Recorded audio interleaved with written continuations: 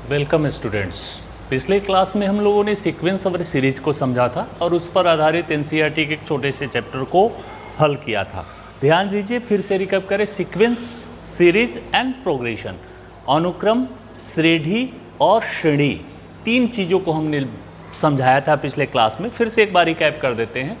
Sequence यानी अनुक्रम कौन, जिसमें पदों को एक निश्चित नियम के अनुसार कॉमा दे दे करके लिखा जाता है। जैसे ये बोर्ड पर अभी ये लिखा हुआ है, ये देखो कॉमा दे दे करके लिखा हुआ है, तो यह सीक्वेंस हो गया। नंबर 2, इस सीक्वेंस में किसी अनुक्रम में आप जोड़ घटाव का चिन्ह लगा दो, ये चिन्ह लगा दिए तो यह श्रेणी बन गया, सीरीज हो गया। और तीसरा, अगर यह सीरीज कुछ विशेष नियम, कुछ स्पेशल रूल्स हैं जिसके वो ये फॉलो करते हैं, उसको हम लोग श्रेणी कहते हैं, प्रोग्रेशन कहते हैं। तो प्रोग्रेशन का क्या परिभाषा है? यदि अनुक्रम के पदों को कुछ विशेष प्रतिबंध, ये विशेष प्रतिबंध क्या होंगे हम समझेंगे, बारी बारी से डिटेल से इसको जानेंगे, कि अधीन लिखा जाए तो उसे श्रेणी या प्रोग्रेशन कहते हैं। जैसे बाबू एग्जाम्पल्स बढ़िया से समझिएगा। ये पहला एग्जाम्पल हमने दिया 1, 3, 5, 7, 9, कुछ विशेष प्रतिबंध है यहाँ, ध्यान से सोचो। कहोगे सर ये विशेष प्रतिबंध है कि हर पद में 2 जोड़ने से अगला पद मिलता है। 1 में 2 जोड़ते हैं तो 3 मिल जाएगा, 3 से 2 जोड़ते हैं तो 5 मिल जाएगा, 5 में 2 जोड़ते हैं तो 7 मिल जाएगा, 7 में 2 जोड़ते हैं तो 9। और इस विशेष प्रतिबंध के कारण 9 के आगे यहाँ पर क्या होगा वो हम लोग निकाल सकते हैं कि अगला टर्म क्या होगा, अगला पद क्या होगा। तो निश्चित तौर पर 9 में 2 जोड़ेंगे तो 11 आ जाएगा। इसी को आप जोड़कर भी लिख सकते हो, श्रेणी हो जाएगा। इसमें विशेष प्रतिबंध, ध्यान से देखो, सोचो, इसमें विशेष प्रतिबंध क्या है? 1 गुणे 2, 2 गुणे 4, 4 गुणे 2, 8 गुणे 2, सब में 2 से गुणा करने पर, उसमें क्या था पहले वाले में, सब में 2 जोड़े तो अगला मिला, इसमें सब में 2 का गुणा किए तो अगला मिला। तो इसमें गुणा का नियम है और इसके आधार पर हम बता सकते हैं कि यहाँ पर अब अगला पद क्या होगा। तो 16 में 2 से गुणा कर दो तो निश्चित तौर पर कहोगे सर आगे 32 होगा। तीसरे वाले में आ जाओ, ध्यान से सोचना, इसमें क्या स्पेशल रूल है, कोई नज़र नहीं आता तो थोड़ा ध्यान से देखो, ये और ये, कहोगे सर इसको पलट दीजिएगा तो ये आ जाएगा, ये 1/3 है तो 3 हो जाएगा, 1/5। तो इसमें क्या है कि इसको 1 पलट देते हैं तो एक विशेष नियम आ जाता है। बारी बारी से जानेंगे। तो यह भी विशेष नियमों से लिखा गया है तो प्रोग्रेशन है, श्रेणी है। यह भी विशेष नियम से लिखा गया है, प्रोग्रेशन है, श्रेणी है। यह भी विशेष नियम से लिखा गया है तो यह भी प्रोग्रेशन यानी श्रेणी है। तो अब श्रेणियों के प्रकार की तरफ चले कि श्रेणियाँ कितने प्रकार की। तो ये 3 हम लिखे हैं ना, तीनों ये अलग अलग प्रकार की हैं। पहले को हम लोग कहते हैं समांतर श्रेणी,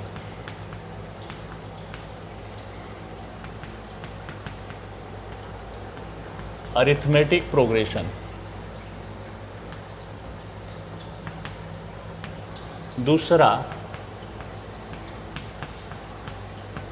गुणोत्तर श्रेणी,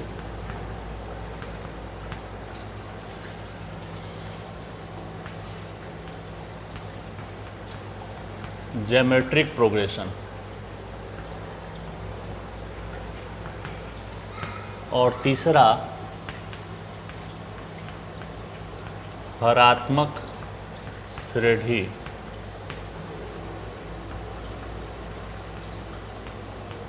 हार्मोनिक प्रोग्रेशन। शॉर्टकट में इसका नाम देंगे तो अरिथमेटिक प्रोग्रेशन, शॉर्टकट में इसको एपी कहेंगे। ज्योमेट्रिक प्रोग्रेशन इसको जीपी कहेंगे और हार्मोनिक प्रोग्रेशन इसको एचपी कहेंगे। तो प्रोग्रेशन कितने प्रकार के? 3 मुख्य प्रकार जो हमें पढ़ने हैं, arithmetic progression AP, geometric progression GP और हार्मोनिक प्रोग्रेशन एचपी। इन तीनों को बारी बारी से समझेंगे, 3 पाठों में इनका अध्ययन करेंगे। पहले पाठ में हम लोग समांतर श्रेणी की तरफ चलेंगे, एपी की तरफ चलेंगे। तो पहले हम लोग तीनों की डिफिनीशन क्लियर कर ले। तो तीनों के डिफिनीशन क्या है? पहला का डिफिनीशन समानांतर, समान अंतर, परिभाषा में जाओ, समांतर, समान अंतर होना चाहिए। तो इसको देखो तो हर पद में समान अंतर है ना, 3 से 1 घटाएंगे 2, 5 से 3 घटाएंगे 2, 7 से 5 घटाएंगे 2। तो जिनके पदों में पदों का अंतर समान होता है, उनमें जो डिफरेंस होता है वह इक्वल रहे, उनको हम अर्थमेटिक प्रोग्रेशन, समांतर श्रेणी कहते हैं। ये एग्जाम्पल में आप लिख सकते हो 1, 3, 5, 7, 9 पदों का अंतर समान रहे, समांतर। दूसरे में आ जाओ गुणोत्तर, गुणा करे तो ये दूसरे वाला देखो, जिसमें पदों का अनुपात बराबर है, उनके जो रेशियो आते हैं, ये देखो 2 और 1 का रेशियो 2 आएगा, 4 और 2 का रेशियो 2 आएगा, 8 और 4 का रेशियो 2 आएगा, 16 और 8 का रेशियो 2 आएगा, 32 और 16 का रेशियो 2 आएगा।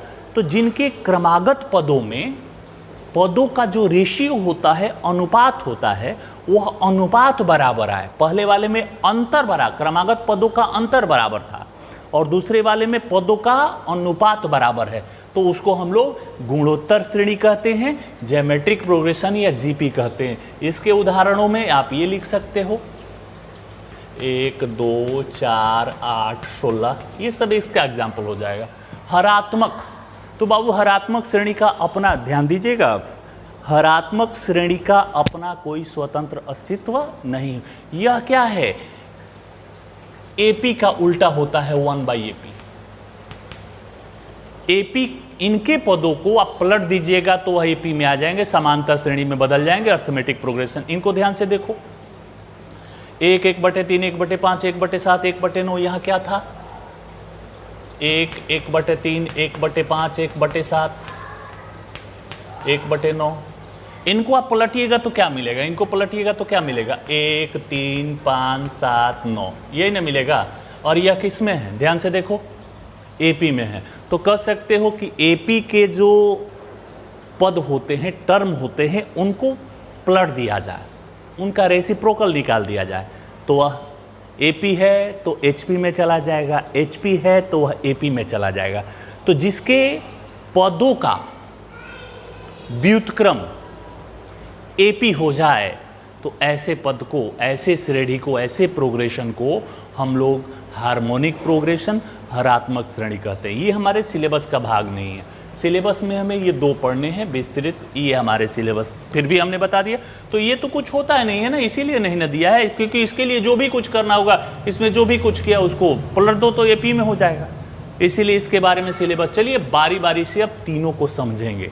अब हम लोग का आज का क्लास होगा अर्थमेटिक प्रोग्रेशन एपी की तरफ। एपी क्या है ये हम जान गए, एपी में और क्या नियम है, उसके रूल्स रेगुलेशन क्या है, उसकी विशेषताएं क्या है, उसके सिद्धांत क्या है, अब इन बातों को समझते हैं।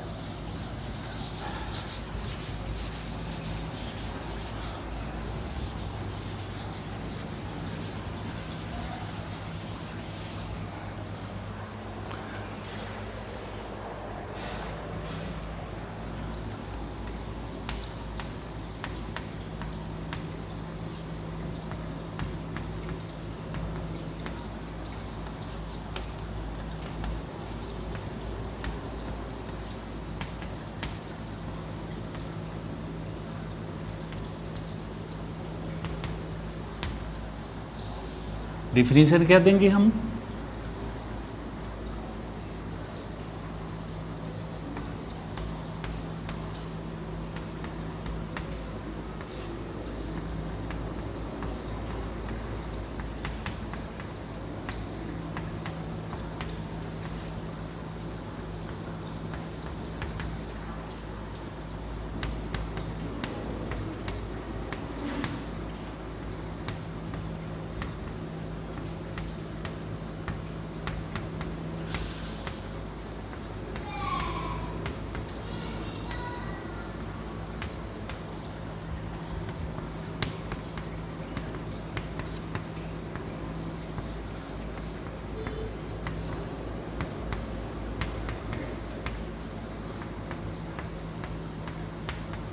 तो जिसमें क्रमागत पदों का अंतर समान रहता है समांतर श्रेणी कहलाता है। जैसे अभी हमने आपको बताया था पहला एग्जाम्पल 1, 3, 5, 7, 9, ये तो परिमित हो गया, डिफाइंड है, डेफिनिट, इनडेफिनिट भी हो सकता है।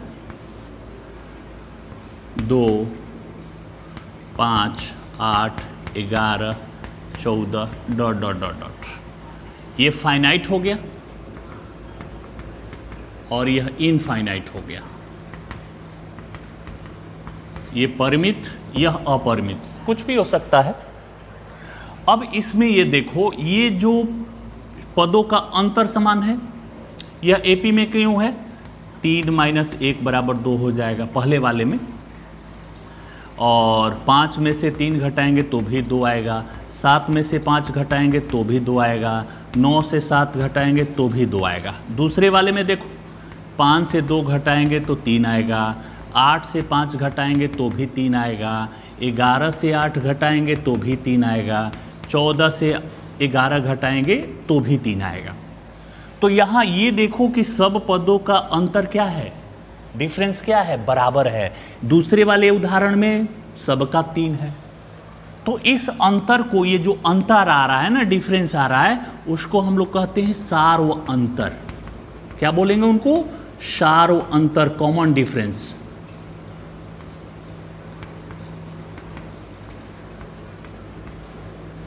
और इसको डी से डिनोट करेंगे।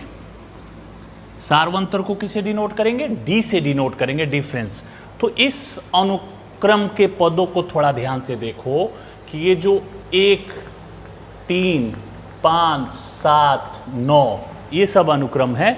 इनको आप कहिएगा प्रथम पद, फर्स्ट टर्म T1, ये सेकेंड टर्म T2, ये थर्ड टर्म T3, ये फोर्थ टर्म T4 और ये फिफ्थ टर्म T5। टर्म प्रथम पद कहिएगा इसको, और प्रथम पद को हम लोग ए से डिनोट करेंगे, जो भी फर्स्ट पॉइंट पर है, पहले स्थान पर है फर्स्ट टर्म, और फर्स्ट टर्म को किससे डिनोट करेंगे? ए से।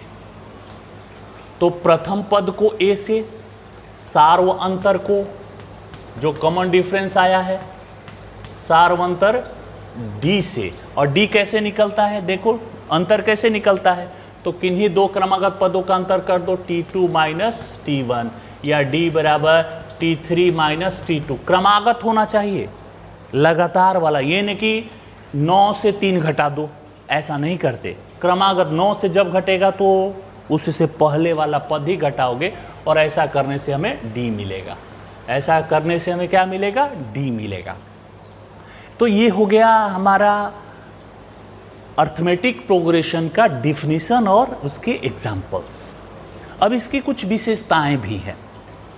विशेषताएं क्या हैं? इसी बोर्ड पर इन विशेषताओं को आप नोट करते चलेंगे, लिखते चलेंगे, समझते चलेंगे। पहली विशेषता क्या है? पहली विशेषता कि यदि कुछ संख्याएं एपी में है, ध्यान दीजिएगा और बाद में नोट करके इसको लिखिएगा, बार बार भूल जाते हैं, लिखना अनिवार्य है। अगर कुछ संख्याएं, कुछ टर्म्स एपी में दिए गए हैं और प्रत्येक पद में एक निश्चित संख्या जोड़ी जाए या घटाई जाए, तो एपी में है तो एपी में ही रहेगा। पहला नियम क्या है कि पहला गुण एपी का है कि यदि कुछ संख्याएं एपी में है, ध्यान दीजिएगा मेरी बात, यदि अनुक्रम के पद एपी में है तो प्रत्येक पद में एक नियत संख्या को जोड़ो तो प्राप्त नई जो सीक्वेंस होगी वह एपी में ही होगी। अगर एक नियत संख्या को घटाएं तो प्राप्त जो सीक्वेंस है वह एपी है तो एपी में ही रहेगी।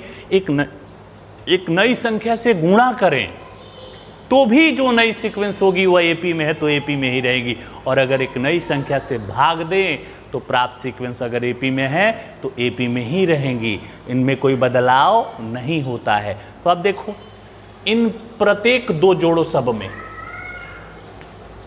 प्रत्येक में दो जोड़ने पर मेरी जो नियम है उनको अब समझते हैं, वो नियम सही है कि गलत उसको हम लोग जानते हैं।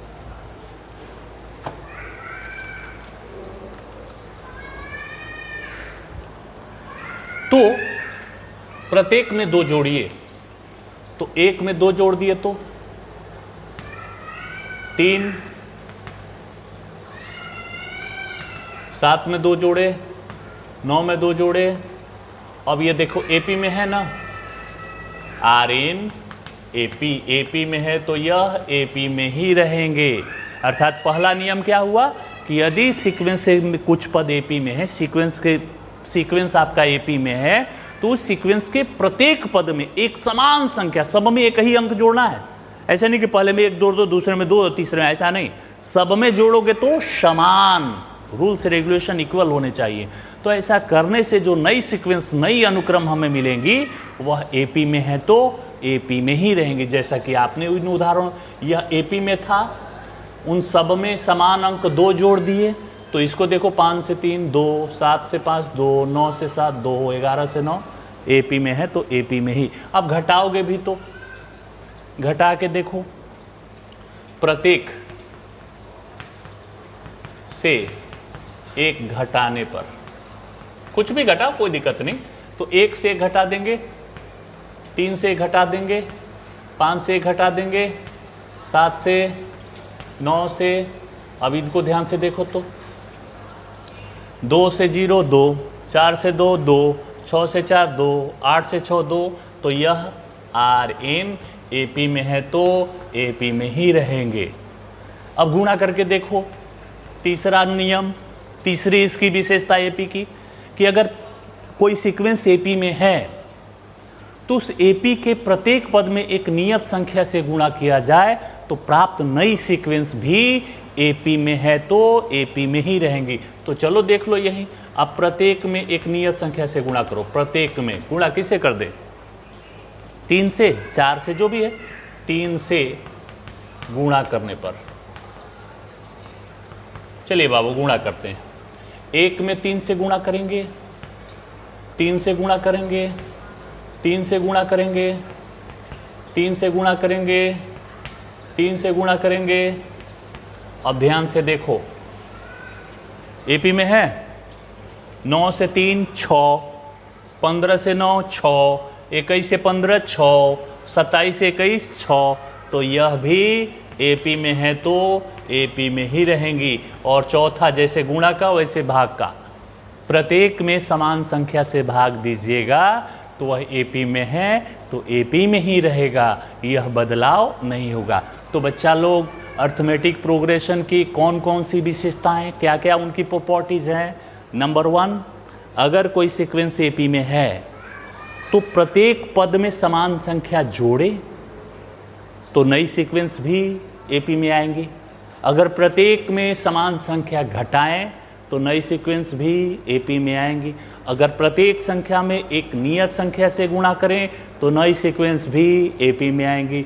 और प्रत्येक संख्या में प्रत्येक सीक्वेंस में एक नियत संख्या से गुणा करें तो प्राप्त सीक्वेंस भी एपी में ही होंगी। मतलब उनमें कोई बदलाव नहीं होता है। यह एपी की कुछ विशेषताएं हैं, समानांतर श्रेणी की कुछ विशेषताएं हैं, अर्थमेटिक प्रोग्रेशन की कुछ विशेषताएं हैं।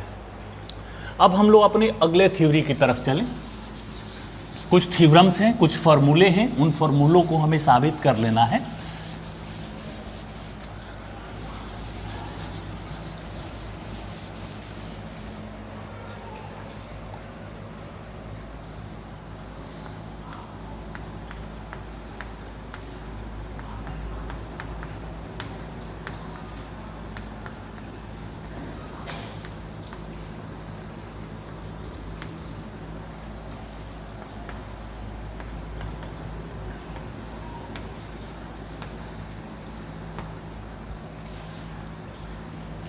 अब कोई सीक्वेंस एपी में दिया हुआ है, यही देखो, ये सीक्वेंस 1 3 5 7 9 ऐसे सीक्वेंस एपी में दिया हुआ है। और कोई पूछ दे कि बताओ 25वां पद क्या होगा, यहां 25वें स्थान पर कौन सा अंक आएगा, तो गिन कर लिखेंगे, फंस जाएंगे ना। तो उसके लिए हमारे पास कुछ फॉर्मूले भी होने चाहिए। तो इस टॉपिक द्वारा हम यही बात का पता करेंगे कि कोई सीक्वेंस एपी में है तो एपी का 25वां 28वां 75वां 500वां पद कौन सा होगा वो हम लोग निकाल लेंगे। तो बच्चा लोग, फर्स्ट टर्म हम लोग क्या मानते हैं, प्रथम पद,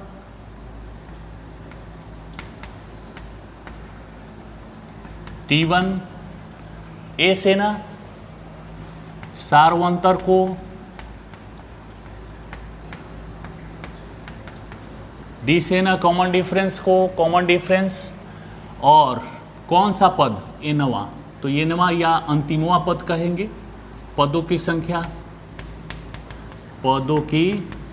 संख्या को कैसे डिनोट करेंगे? Number of term equal to 1, और एनवा या अंतिमवा लास्ट टर्म उसको हम लोग टीएन से, और यही हमें निकालना है। थोड़ा ध्यान देना, इस फॉर्मूले को हम लोग प्रमाणित करें। प्रथम पद T1 बराबर A, द्वितीय पद T2 बराबर, तो द्वितीय पद कैसे निकलता है? ये देखो, अगर हमें मालूम है कि प्रथम पद A बराबर 1 है और इन सीरीज का, इस सीक्वेंस का D कितना है, कॉमन डिफरेंस कितना है, तो 3 से 1 घटाकर 2। तो अगर हमें D मालूम है और फर्स्ट टर्म मालूम है तो नेक्स्ट टर्म हम लोग निकालते चलेंगे, बिल्कुल आसानी से हम लोग निकाल सकते हैं। ये देखो, अगर ये नहीं होता तो उसके जगह क्या आता? तो D है ना, तो A में D जोड़ दो, 1 में 2 जोड़ दोगे तो क्या आएगा? 3, 3 में 2 जोड़ दोगे तो क्या आएगा? 5, 5 में 2, मतलब D जोड़ते जाओ अगला पद मिलते जाएगा, उसमें D जोड़ दो अगला पद, उसमें D। तो हमारा पहला पद A है तो दूसरा पद क्या हो जाएगा? A plus D। तृतीय पद क्या हो जाएगा? तृतीय पद T3, अब इसमें D जोड़ दो तो A प्लस 2D। चतुर्थ पद कितना हो जाएगा?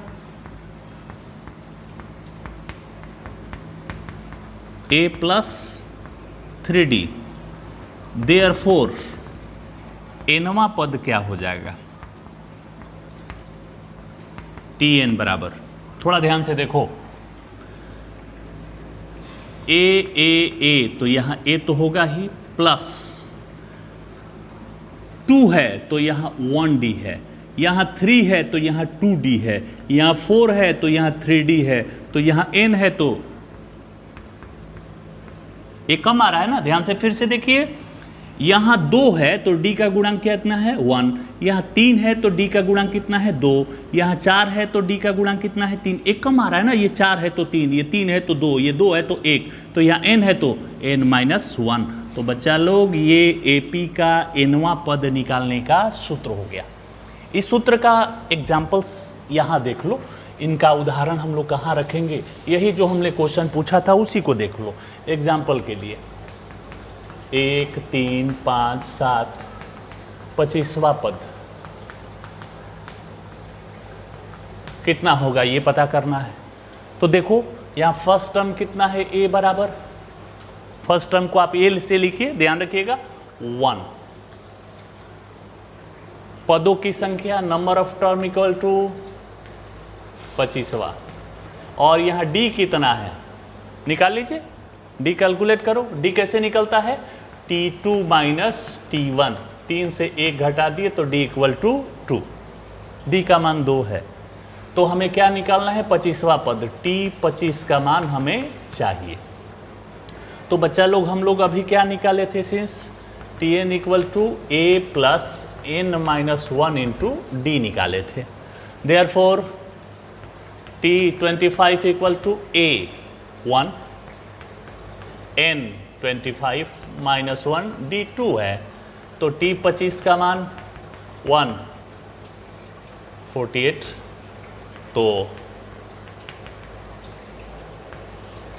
तो इस सीक्वेंस में 25वें की जगह कितना आएगा? 49। अब अंगुली पर गिन के नहीं लिखेंगे ना, तुरंत कैलकुलेट करके निकाल लेंगे। तो इस तरह से आप AP का nth टर्म निकाल सकते हैं, nवा पद निकाल सकते हैं कि एक सीक्वेंस दिया हुआ है, उस सीक्वेंस में 25वां पद क्या होना चाहिए। अब इसको जानने के बाद अब आते हैं AP के जोड़ की तरफ। जोड़ कैसे निकालते हैं? अगला जो हमारा थ्योरम होगा, इस तरह से तो हम वांछित पद जो रिक्वायर्ड टर्म्स होंगे उनको हम लोग निकाल सकते हैं, लेकिन AP के पदों का जोड़ कितना होगा ये अब निकालेंगे।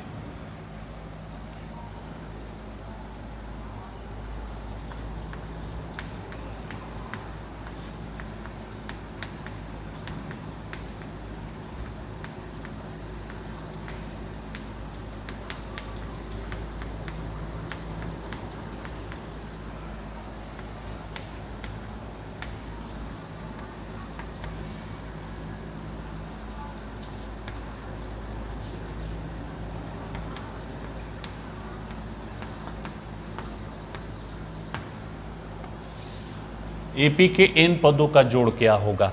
इसको जानने से पहले कुछ विशेष बातें आप ध्यान दीजिए। फॉर एपी, एपी में अगर प्रथम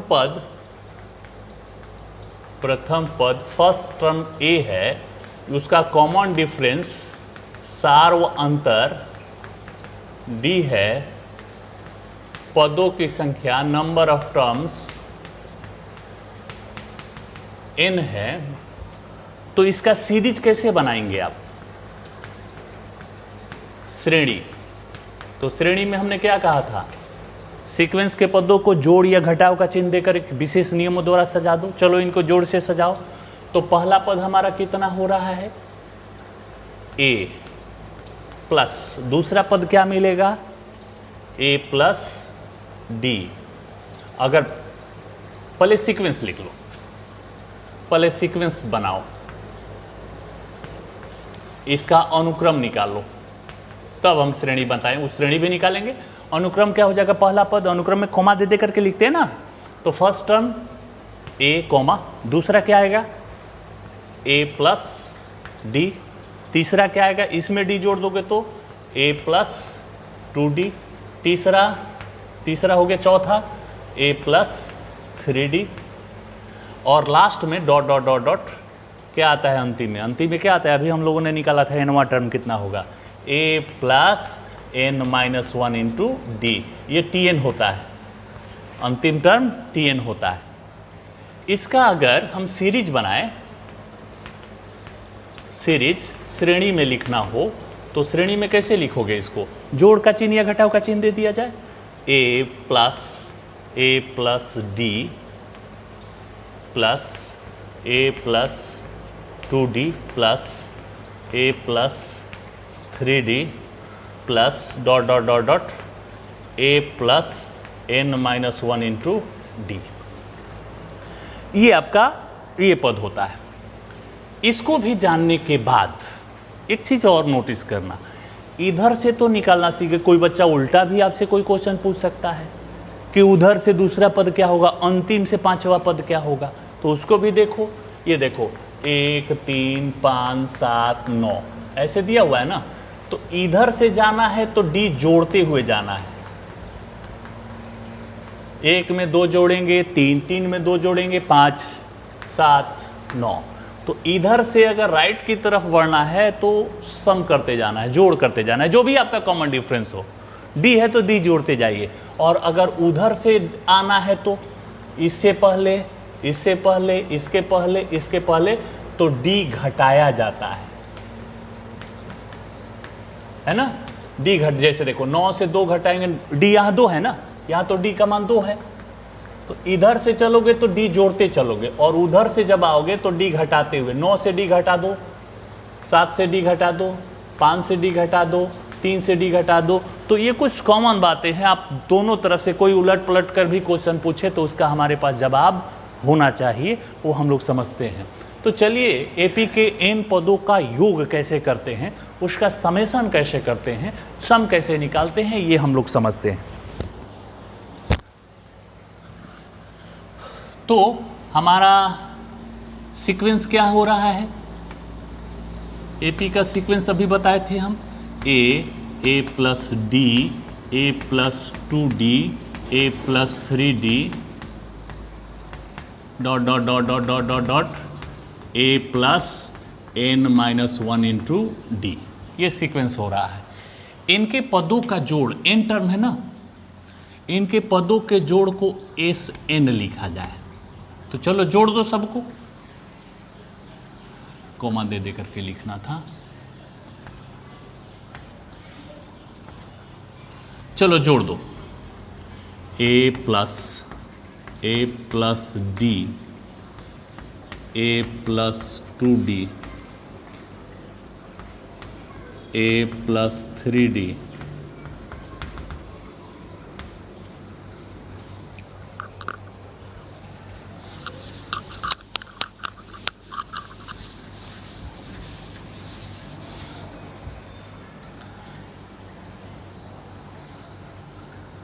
a plus n minus 1 into D. अब एक काम करते हैं, इसको हम लोग अंतिमवा पद को L मान लेते हैं, L मान लेते हैं। तो इसको L लिखो।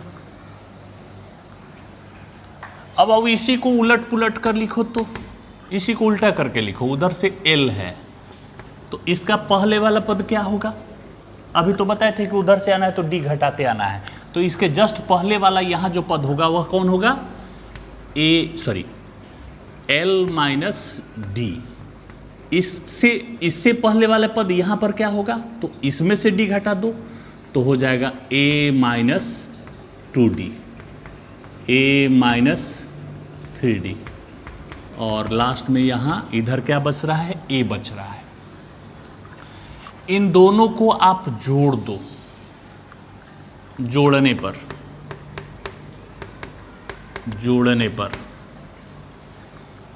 S प्लस S 2SN ना बराबर A plus L, D cut जाएगा तो A plus L, 2D cut जाएगा तो A plus L, 3D cut जाएगा तो A plus L dot dot dot, last में A प्लस L। ध्यान देना, L किसको माने हम लोग? अंतिम पद को Tn को माने हैं, L मतलब Tn है यहाँ। तो 2SN बराबर ये A plus L, A plus L, A plus L, A plus L, A plus L। अब ये कहीं संख्या को 10 बार जोड़ोगे, ये देखो 2 प्लस 2 प्लस 2 प्लस 2, ये 4 बार जोड़े तो डायरेक्ट 2 गुणे 4 करके 8 न लिख दिया जाए। तो यह n टाइम्स है, कितने? n टर्म्स है क्वेश्चन में। तो एक ही संख्या n बार लिखी जाए, वो 2 प्लस 2 प्लस 2 प्लस 2 n बार, तो इसको शॉर्टकट में हम लोग क्या लिख दे? 2 गुणे n ना, तो यह n टाइम्स है, तो n into A plus L। तो SN का मान कितना हो जाएगा? n बाई, ये 2 को बटा में ला दीजिए, 2 A प्लस L। आप यहां भी फॉर्मूला छोड़ सकते हो, अदरवाइज L का मान रख दो, SN बराबर n का मान। L तो हम लोग माने थे ना, L किसको माने थे? ये देखो L का मान A plus n minus 1 into D. तो SN का मान कितना हो जाएगा? n by 2, A plus A 2A plus n minus 1 into D. तो इस सूत्र द्वारा आप AP के n पदों का जोड़ ज्ञात कर सकते हैं। एक उदाहरण से समझते हैं कि जोड़ निकालने का मतलब क्या हुआ, कैसे जोड़ निकालेंगे। जैसे यही देखो, एग्जाम्पल के तौर पर 1 3 5 7 है ना, 25 पदों का योग निकालना है हमें, सम ऑफ 25 टर्म्स। तो क्या होगा? यहाँ A का मान कितना है पहले वो बताओ। A फर्स्ट टर्म होता है, यहाँ D कितना है? D 3 से घटा दीजिए, 2 हो जाएगा। पदों की संख्या कितने पद हैं? 25, और इनके पदों का योग निकालना है, 25 टर्म्स का सम निकालना है। और फॉर्मूला हम लोग क्या लिखते हैं? SN बराबर n by 2 2A plus n minus 1 into T. चलो रखते हैं मान, SN बराबर n बाई 2, n कितना है? 25,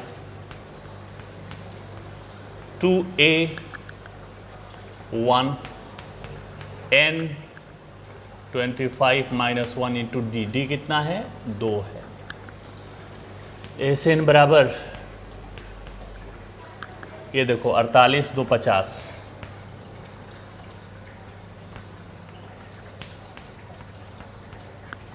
SN 25 गुणे 25।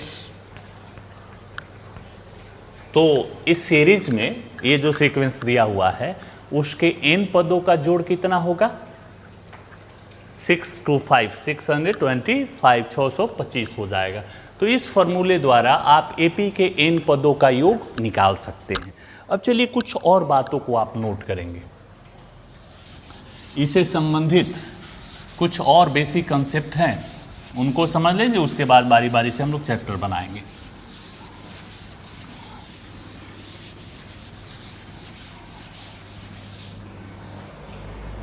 अब इसी में एक आता है समांतर माध्य।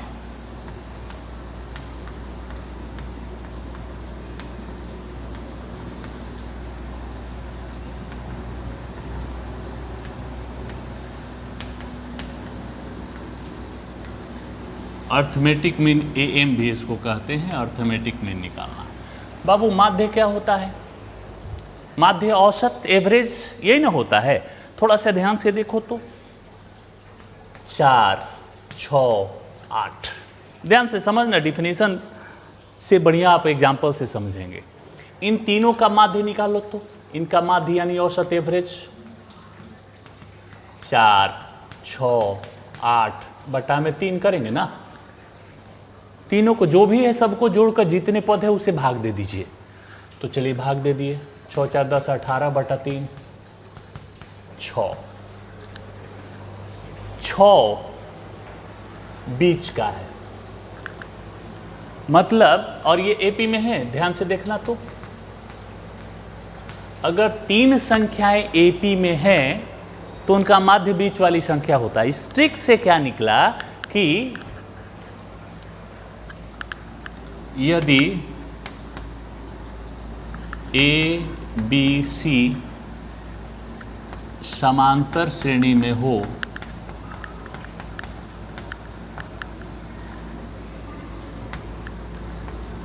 AP में हो तो बीच वाले को B को A तथा C का समांतर माध्य अर्थमेटिक मीन कहते हैं। मतलब माध्य जो भी होगा वो बीच में होगा। अगर 3 AP के लिए ध्यान देना, ये साधारण आपके मैथमेटिक्स की बात नहीं कर रहे। AP में माध्य कहाँ होता है? अगर 3 संख्याएं AP में है तो बीच वाला हमेशा उनका माध्य होगा, न होने का प्रश्न ही नहीं। आप किसी का भी निकाल कर देखो, बीच वाले को शेष दोनों साइड वाले का अर्थमेटिक मीन समानांतर माध्य कहते हैं। अब माध्य निकालने का सूत्र, 2 संख्याओं का माध्य आप कैसे निकालते? दोनों को जोड़कर 2 से भाग दे देते हो ना। ये कहाँ से आता है? इस कभी सोचे हैं कि 2 संख्या आपसे पूछा जाए कि 4 और 6 का माध्य बताओ, तो कहोगे सर माध्य तो हमको पढ़ाया गया है कि 4 में 6 को जोड़कर 2 से भाग दे दीजिए, 10/2 5 हो जाएगा। ये कभी सोचे हो कि 2 से भाग क्यों दिया जाता है? कहाँ से आता है ये? इस फॉर्मूले का डेवलपमेंट कहाँ से हुआ? चलिए आज बताते हैं हम आपको कि इन 2 संख्याओं का माध्य निकालना हो तो क्यों जोड़ते हैं, उसका कारण क्या है, ये बात समझना है। तो चलिए हम लोग यही निकालें कि A तथा B का माध्य क्या होगा।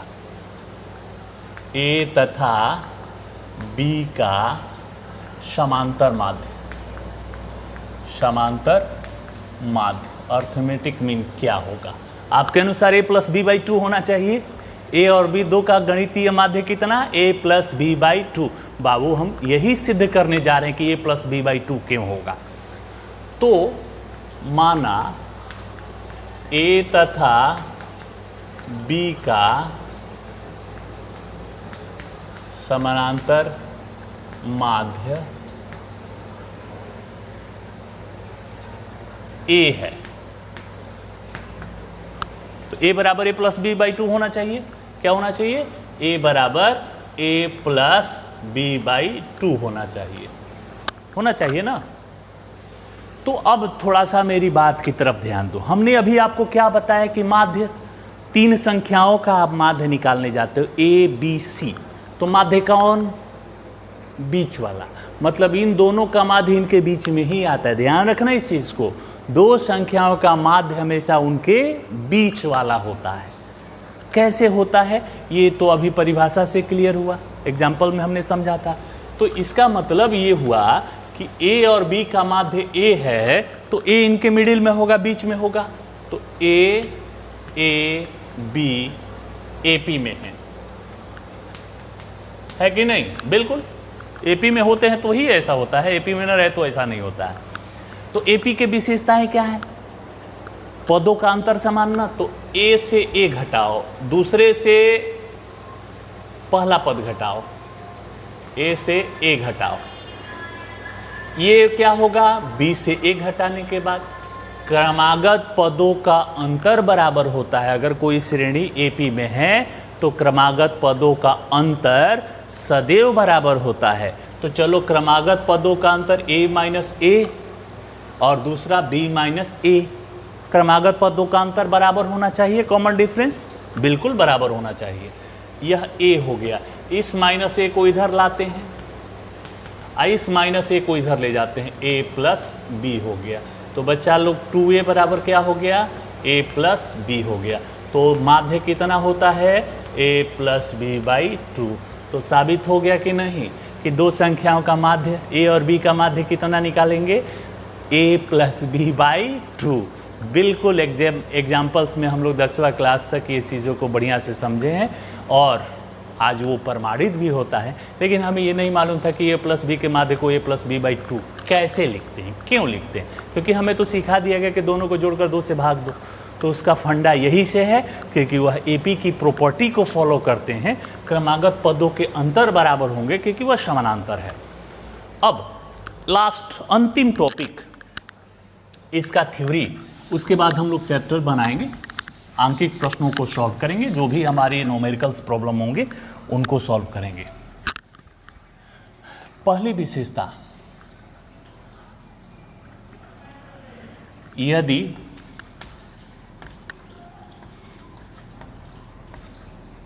तीन क्रमागत संख्याएं